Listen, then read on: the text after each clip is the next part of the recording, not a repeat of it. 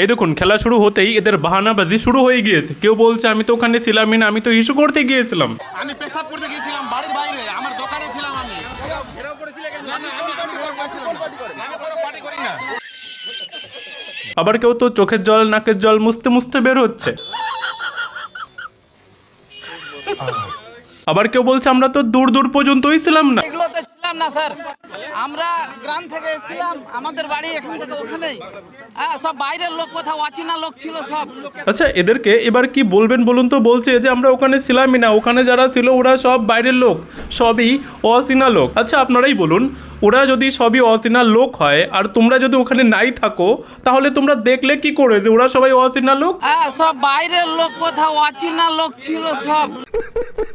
এরা এদের নিজের কথাতেই ফেসে যাচ্ছে, আবার বলছে যে আমরা ওখানে ছিলাম না। আচ্ছা চলো ঠিক আছে, মেনে নিলাম যে তোমরা ওখানে ছিলে না, তাহলে তোমরা ওই ওখানকার ভিডিও ফুটেজে এবং পুলিশের সংগ্রহ করা সিসিটিভি ক্যামেরার ফুটেজে কি করে চলে এলে একটু বলবে? नहीं, मुझे मजाक नहीं उड़वाना अपनी चीज का, मैं नहीं बताऊंगा।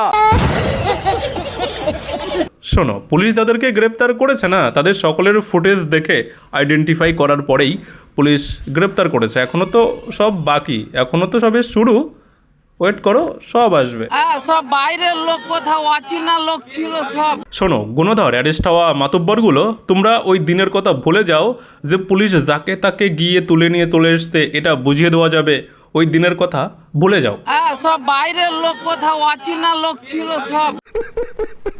তবে শোনো, তোমরা বেশি চিন্তা করো না, কারণ তোমরা যে কর্ম করেছো তার ফল তো তোমরা অবশ্যই পাবে। তবে সেই ফল উপরওয়ালা দেবে না, এনআইএ দেবে।